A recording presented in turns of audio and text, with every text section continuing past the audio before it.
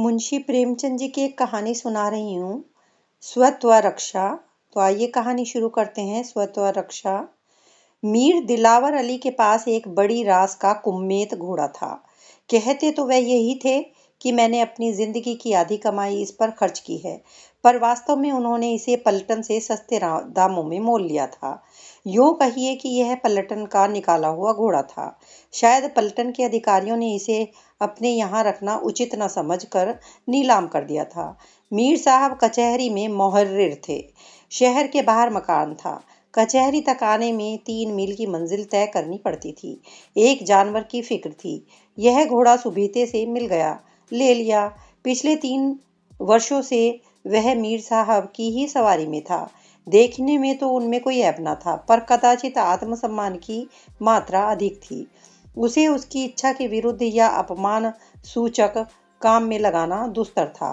खैर, मीर साहब ने सस्ते दामों में कला रास का घोड़ा पाया तो फूले न समाये, लाकर द्वार पर बांध दिया।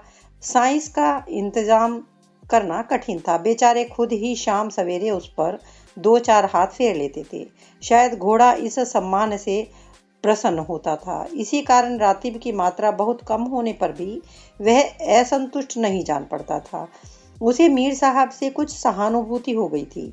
इस स्वामी भक्ति में उसका शरीर बहुत क्षीण हो चुका था, पर वह मीर साहब को नियत समय पर प्रसन्नतापूर्वक कचहरी पहुंचा दिया करता था। उसकी चाल उसके आत्मिक संतोष की द्योतक थी। दौड़ना वह अपनी स्वाभाविक गंभीरता के प्रतिकूल समझता था। उसकी दृष्टि में उच्छृंखलता थी। स्वामी भक्त में उसने अपने कितने ही चिर संचित सतत्वों का बलिदान कर दिया था। अब अगर किसी स्वतत्व से प्रेम था तो वह रविवार का शांति निवास था। मीर साहब इतवार को कचहरी न जाते थे। घोड़े को मलते, नहलाते, तैराते थे। इसमें उन्हें हार्दिक आनंद प्राप्त होता था। वहाँ कचहरी में पेड़ के नीचे बंधे हुई सूखी घास पर मुंह मारना पड़ता था। लू से सारा शरीर झुलस जाता था। कहाँ इस दिन छप्परों की शीतल छां में हरी हरी धूप खाने को मिलती थी। अतः वह इतवार को आराम कर वह अपना हक समझता था और मुमकिन न था कि कोई उसका यह हक छीन सके। मीर साहब ने कभी कभी बाजार जाने के लिए इस दिन उस पर सवार होने की चेष्टा की, पर इस उद्योग में बुरी तरह मुंह की खाई। घोड़े ने मुंह में लगाम तक न ली। अंत को मीर साहब ने अपनी हार स्वीकार कर ली। वह उसके आत्मसम्मान को आघात पहुंचाकर अपने अवयवों को परीक्षा में न डालना चाहते थे। मीर साहब के पड़ोस में एक मुंशी सौदागर लाल रहते थे। उनका भी कचहरी में कुछ संबंध था। वह मुहर्रिर न थे, कचहरी में कर्मचारी भी न थे। उन्हें किसी ने कभी कुछ लिखते पढ़ते न देखा था, पर उनका वकीलों और मुख्तारों के समाज में बड़ा मान था। मीर साहब से उसकी दांत काटी रोटी थी। जेठ का महीना था। बारातों की धूम थी। बाजे वाले सीधे मुंह बात न करते थे। आतिशबाजी के द्वार पर गरज के बावले लोग चरखी की भांति चक्कर लगाते थे। भांड और कथक लोगों को उंगलियों पर नचाते थे। पालकी के कहार पत्थर के देवता बने हुए थे। भेंट लेकर भी न पसीजते थे। इसी सहा लोगों की धूम में मुंशी जी ने भी लड़के का विवाह ठान दिया। दबाव वाले आदमी थे। धीरे धीरे बारात का सब सामान जुटा तो लिया, पर पालकी का प्रबंध न कर सके। कहारों ने ऐन वक्त पर बयाना लौटा दिया। मुंशी जी बहुत गर्म पड़े, हर जाने की धमकी दी, पर कुछ फल न हुआ। विवश होकर यही निश्चय किया कि वर को घोड़े पर बिठाकर वर यात्रा की रस्म पूरी कर ली जाए। 6 बजे शाम को बारात चलने का मुहूर्त था। 4 बजे मुंशी जी ने आकर मीर साहब से कहा, यार अपना घोड़ा दे दो, वर को स्टेशन तक पहुंचा दे, पालकी तो कहीं मिलती नहीं। मीर साहब, आपको मालूम नहीं आज इतवार का दिन है? मुंशी जी, मालूम क्यों नहीं है, पर आखिर घोड़ा ही तो ठहरा, किसी न किसी तरह स्टेशन तक तो पहुंचा ही देगा। कौन दूर जाना है? मीर साहब, यो आपका जानवर है, ले जाइए, पर मुझे उम्मीद ही नहीं कि वह आज पुट्ठे पर हाथ तक रखने दे। मुंशी जी, अजी मार के आगे भूत ना भागता है, आप डरते हैं इसीलिए आपसे बदमाशी करता है। बच्चा पीठ पर बैठ जाएंगे तो कितना ही उछले कूदे पर उन्हें हिला न सकेगा। मीर साहब, अच्छी बात है, जाइए, और अगर उसकी यह जिद आप लोगों ने तोड़ दी तो मैं आपका बड़ा एहसान मानूंगा। मगर जो ही मुंशी जी ने अस्तबल में घोड़े ने शशंक नेत्रों से देखा और एक बार ही हिनहिनाकर घोषित किया कि तुम आज मेरी शांति में विघ्न डालने वाले कौन होते हो। बाजे की धड़धड़ पोंपों से वह उत्तेजित हो रहा था। मुंशी जी ने जब पगहे में को खोलना शुरू किया तो उसने कनौतियां खड़ी की और अभिमान सूचक भाव से हरी हरी घास खाने लगा। लेकिन मुंशी जी भी बड़े चतुर खिलाड़ी थे। तुरंत घर से थोड़ा सा दाना मंगवाया और घोड़े के सामने रख दिया।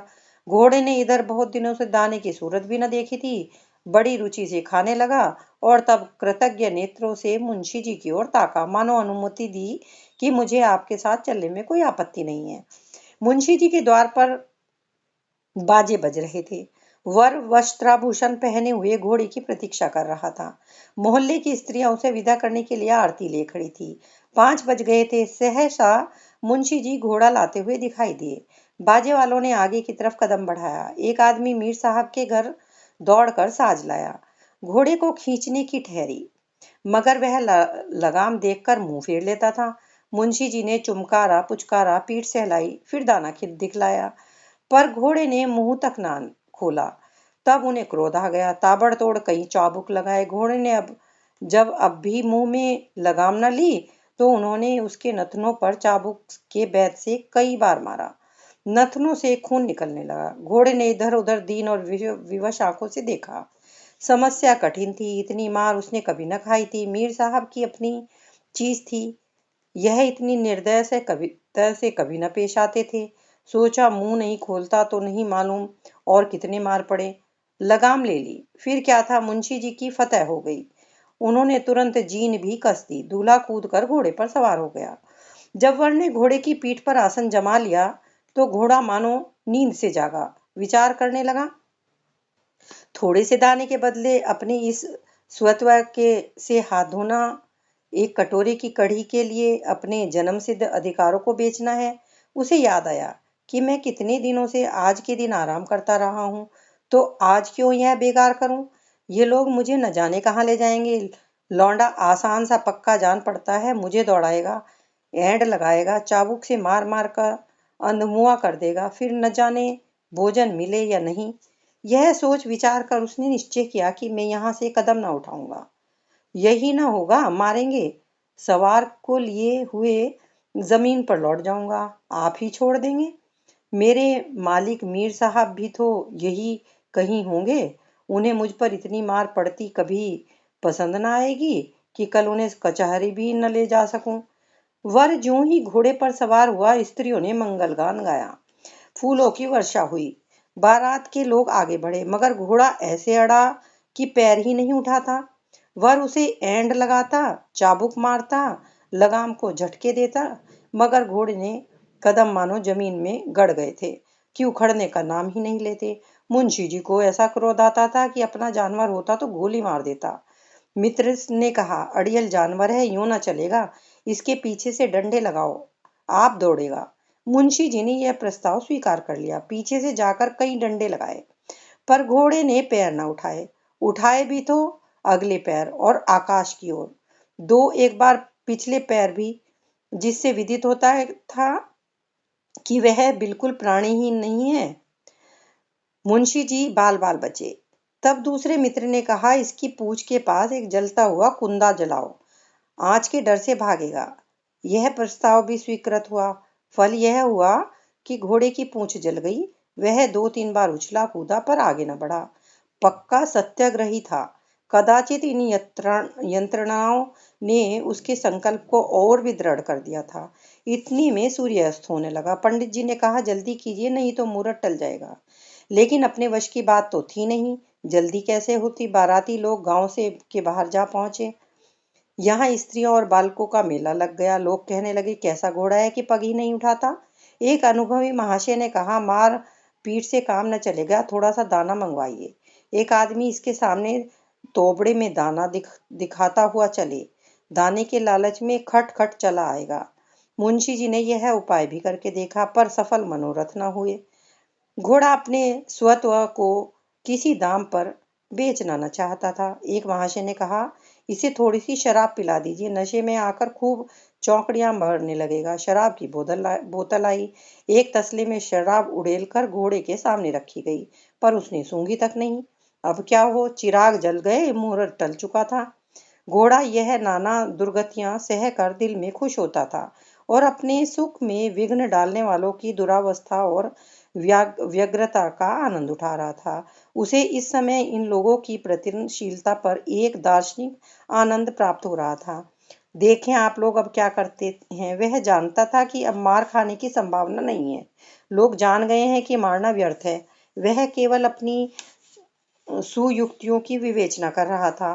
पांचवें सज्जन ने कहा, अब एक ही तरकीब है। वह जो खेत में खाद फेंकने की दो पहिया गाड़ी होती हैं, उसे घोड़े के सामने लाकर रखिए।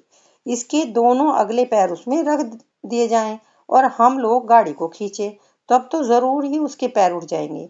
अगले पैर आगे बढ़े तो पिछले भी झक मार कर उठेंगे ही। घोड़ा चल निकलेगा। मुंशी जी डूब रहे थे, कोई तिनके के सहारे के लिए काफी था। दो आदमी गए, दो पहिया गाड़ी निकाल लाए। वर ने लगाम तानी। चार पांच आदमी घोड़े के पास डंडे लेकर खड़े हो गए। दो आदमियों ने उसके अगले पांव जबरदस्ती उठाकर गाड़ी पर रखे। घोड़ा अभी तक यह समझ रहा था कि मैं यह उपाय भी न चलने दूंगा, लेकिन जब गाड़ी चली तो उसके पिछले पैर आप ही आप उठ गए। ऐसे जान पड़ा मानो पानी में बहा जा रहा हूं। कितना ही चाहता था कि पैरों को जमा लूं, पर कुछ अक्ल काम न करती थी। चारों ओर शोर मचा, चला चला। तालियां पड़ने लगी, लोग ठट्ठे मार मार कर हंसने लगे। घोड़े को यह उपहास और यह अपमान असह्य था, पर करता क्या। हाँ, उसने धैर्य न छोड़ा। मन में सोचा, इस तरह कहाँ तक ले जाएंगे। जो ही गाड़ी रुकेगी मैं भी रुक जाऊंगा। मुझसे बड़ी भूल हुई, मुझे गाड़ी पर पैर ही न रखना चाहिए था। अंत में वही हुआ जो उसने सोचा था। किसी तरह लोगों ने 100 कदम तक गाड़ी खींची, आगे न खींच सके। 100-200 कदम ही खींचना होता तो शायद लोगों की हिम्मत बंध जाती, पर स्टेशन पूरे 3 मील पर था। इतनी दूर घोड़े को खींच ले जाना दुस्तर था। जो ही गाड़ी रुकी, घोड़ा भी रुक गया। वर ने फिर लगाम को झटके दिए, एंड लगाई, चाबुकों की वर्षा कर दी, पर घोड़े ने अपनी टेक न छोड़ी। उसके नथनों से खून निकल रहा था, चाबुकों से सारा शरीर छिल गया था, पिछले पैरों में घाव हो गए थे, पर वह दृढ़ प्रतिज्ञ घोड़ा अपनी आन पर अड़ा हुआ था। पुरोहित ने कहा, 8 बज गए, मुहूर्त टल गया। दीन दुर्बल घोड़े ने मैदान मार लिया। मुंशी जी क्रोधान्वित होकर रो पड़े। वर एक कदम भी पैदल नहीं चल सकता। विवाह के अवसर पर भूमि पर पांव रखना वर्जित है। प्रतिष्ठा भंग होती है, निंदा होती है, कुल को कलंक लगता है। पर अब पैदल चलने के सिवाय अन्य उपाय न था। आकर घोड़े के सामने खड़े हो गए और कुंठित स्वर से बोले, महाशय, अपना भाग्य बखानो कि मीर साहब के घर हो। यदि मैं तुम्हारा मालिक होता तो तुम्हारी हड्डी पसली का पता न लगता। इसके साथ ही मुझे आज मालूम हुआ कि पशु भी अपने स्वत्व की रक्षा किस प्रकार कर सकता है। मैं न जानता था तुम व्रतधारी हो। बेटा, उतरो, बारात स्टेशन पहुंच रही होगी। चलो पैदल ही चलें। हम आपस ही के 10-12 आदमी हैं। हंसने वाला कोई नहीं। ये रंगीन कपड़े उतार दो, रास्ते में लोग हंसेंगे कि पांव पांव ब्याह करने जा रहा है। चल बे अड़ियल घोड़े, तुझे मीर साहब के हवाले कराऊं।